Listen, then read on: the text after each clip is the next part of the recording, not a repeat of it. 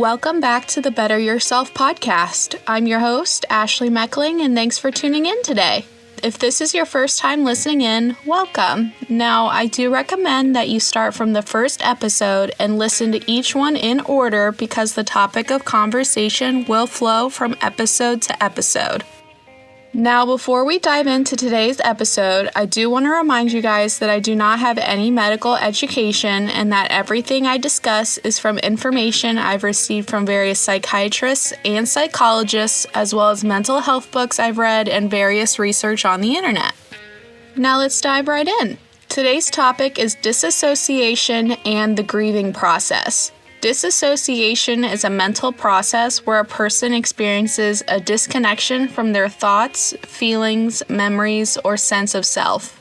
It involves a separation or detachment from one's own psychological experiences. Disassociation is very common with depression and anxiety when the body becomes too overwhelmed, just like with the grieving process. The grieving process is complete with several different phases. First, shock. Second, awareness. Third, anger. Fourth, sadness. Fifth, bargaining. Sixth, acceptance. And finally, seventh, which is action. Everyone deals with grief differently. People cry, laugh, busy themselves with work, throw up, or even feel numb.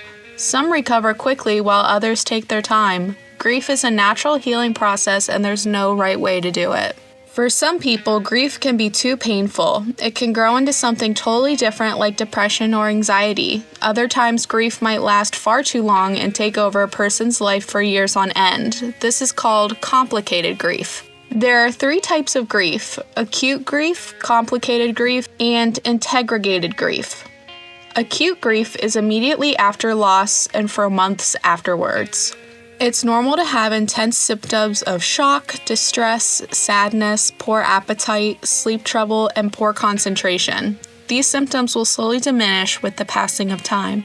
Next, we have complicated grief. Sometimes the symptoms of acute grief never seem to go away. They can last for years. The loss of a loved one continues to feel unreal and unimaginable. You might constantly yearn for the deceased or feeling guilty at the idea of moving on.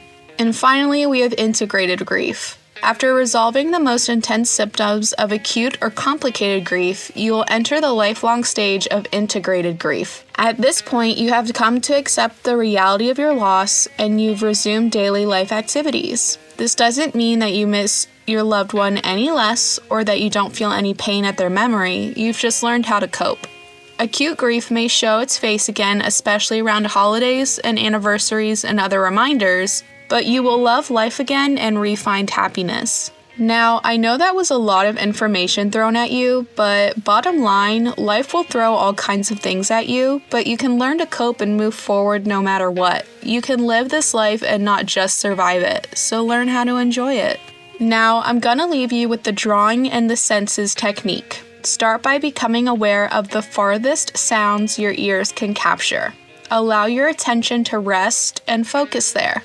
Next, let your hearing explore the sounds that are a bit closer, such as maybe some trees rustling outside. Then, notice the noises within the room. What can you hear? Finally, place your attention on the sounds of your own body, your breath, or your heartbeat. Gently release the practice and become aware of what has changed. This practice improves focus and increases mindfulness. And don't forget, you can always call 988, which is the National Suicide and Crisis Prevention Hotline, if you're ever having a mental health situation and need to speak to someone immediately. Thank you for listening to today's episode. I hope you found it helpful and educational and enjoyed it as much as I did. Don't forget to listen in to the next episode on every other Thursday, as well as my music that I have released on Spotify, Apple Music, and YouTube. My music is listed under the name Ash, A-S-H, in all capital letters with an exclamation point. Also, feel free to give this podcast a follow on Instagram, X, Facebook, or Threads at Better Yourself Podcast. I hope you guys have a great rest of your day. See you guys later.